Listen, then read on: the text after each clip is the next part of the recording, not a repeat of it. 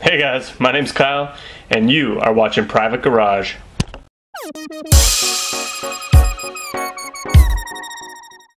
Alright, so I want to play-by-play for this because I'm going to have to put this all back together someday. So hopefully this footage helps me remember where things go. But yeah, I finally got the dash out. Kinda gross. Probably going to pressure wash the car out a few more times. But not the end of the world. We've been down this road before. So there's 5 1/4-inch screws at the top that are insanely difficult to get at. I can only assume that they're put in before the window goes in because it's just unacceptable for manufacturing otherwise.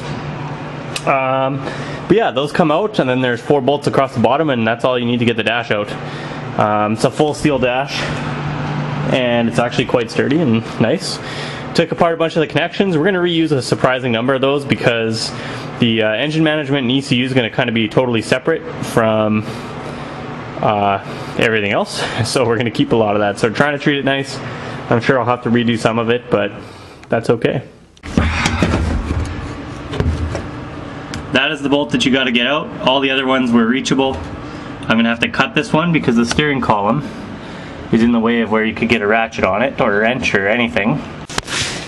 Alright, steering column's out. Just for reference, somebody's doing it.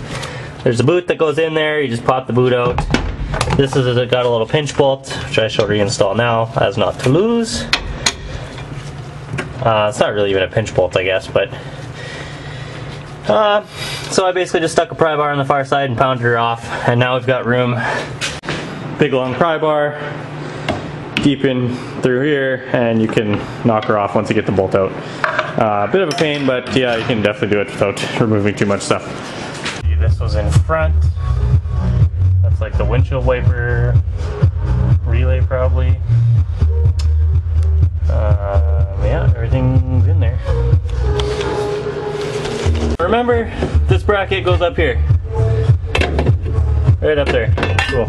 Alright guys, I think I'm on like mouse number 6 today, 4, I'm not really even sure. Some of them you can't tell that they're mice. That's a mouse. Well, it was a mouse. Now it's just dead. But yeah, there's a bunch of them falling out, so I'm just gonna... It's disgusting. It's really gross. I'm gonna vacuum it out. I'm wearing this mask because I don't want to die of the hantavirus. Just generally try to avoid dying when I can. And so, yeah, it's freaking disgusting back here. Hopefully this is getting close to the end of the mices, because I'm really tired of it. So, ECU location. I'm thinking ECU is going to go right down here. That seems like a good spot. Easy to access. Also, I just want to talk for a second about lighting. Check this out. I turn my light off. Look how much darker it gets. And I still have another light on here. Turn this guy off. You know, it's just so much easier to work when you have lighting, and people buy all kinds of different lights.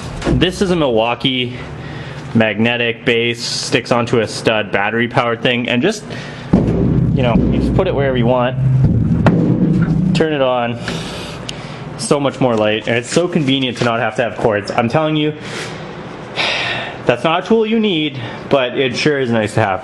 Definitely recommend investing in some good lighting. Get some good shop LED lights. You want to be able to see. It's really important when you're working. So I should probably be cleaning out all of this anyway. If you are doing, you know, I'm pretty sure there's going to be mice in here. Good chance, right? Seems like it. Good chance. So I'm glad I'm doing this anyway. It's forcing me to do it. If you're doing a Pinto heater core by chance and you're watching this, the motor's back here, and there's 6 clips that just pop off super easy. Just use like a screwdriver or something, and you'll be good to go.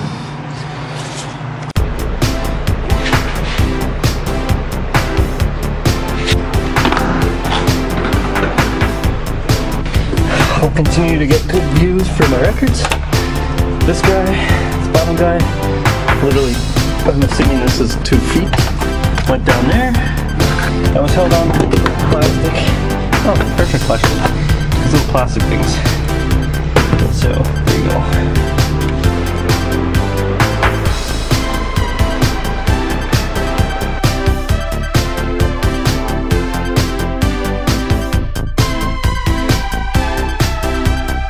Okay guys, I know you don't care, so I'm gonna go really fast, but I need to get some footage of this so I don't forget. So, this gets pushed onto that. This has a clip that pops onto there. That's a heater core thing. There appears to be, these wires are all in front, but this orangey one goes back here somewhere, so we'll have to figure out what that's connected to. This goes right there. This white clip goes on the left one. Oh yeah, and I made a huge mistake. So remember I was like, oh yeah, all these clips gotta come off? They don't. That's only if you want to get your heater core. So I'll probably open it up anyway, but they don't need to come off. All you gotta do is take the motor mounts, or the 4 bolts off the back on the firewall on the other side.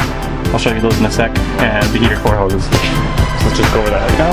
These 4 bolts and heater core hoses. That's all that you need, and then it comes out.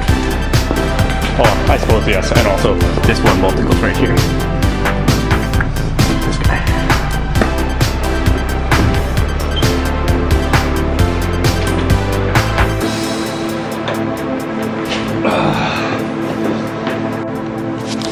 And there it is. We needed to do that. That needed to come out and be cleaned. It's absolutely disgusting.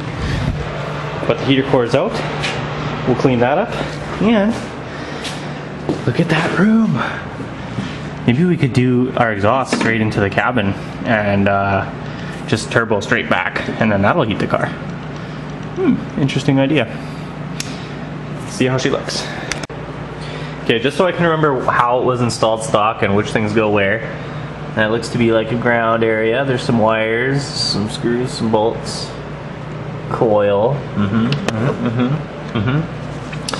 That's what it used to look like in there. Pretty messy. Let's see if we can clean that up. Actually, viewers, I got another question for you. So I pulled out this, I'm pretty sure this is the ignition module. I don't really feel like opening it up, but I'm fairly confident with that. That's what that is. Unless this thing was running off points. And there's a coil there.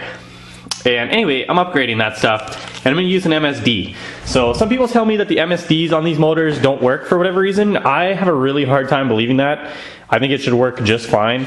Mount her up in this area and it'd be good. I know that if you mess with the spark, you can have some issues using wrong spark plugs and different things, because just there's so much boost, and this is an early engine where they really didn't know what they were doing yet. But I feel like it should be fine. So if anybody has any experience with, I'm thinking of a 6A MSD, let me know. If it's not going to work, I won't do it, but I think it should be fine. Might also consider doing a TFI delete on this, but that'll come down the road. So anyway. Alright guys, we've definitely reached that point where it's time to cut this out. Because next comes wiring, so let's do it. Let's get this cut out. And then we can start wiring the car, I think.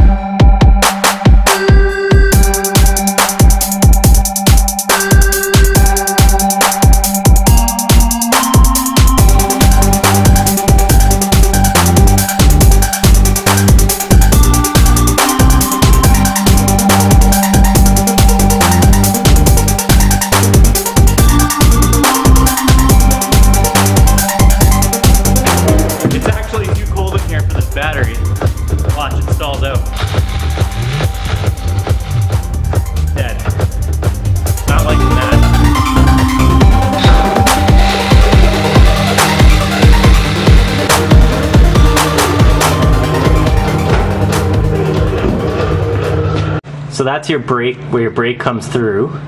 On the left there, that's your hood pop spot. To the right and up, can I get it? See that hole right there? That's where the throttle goes through. Down to the right, well, there's not a hole there. That's where the steering goes through, obviously. Down to the right is where the throttle pedal is held. straight up above that is where the wiring harness goes through. All the holes on the right hand side, heater core, fan mounted motor. Hey guys, so I know not a lot of interesting stuff happened today. That's just how it goes sometimes when you're building a car. Not every day is a engine starting day. But I do appreciate you guys watching. Don't forget to subscribe, and we'll see you guys next time. What shall we do with the drunken sailor? What shall we do with the drunken sailor? What shall we do with the drunken sailor? Early in the morning, way out she lies his way. Luke, I am your father.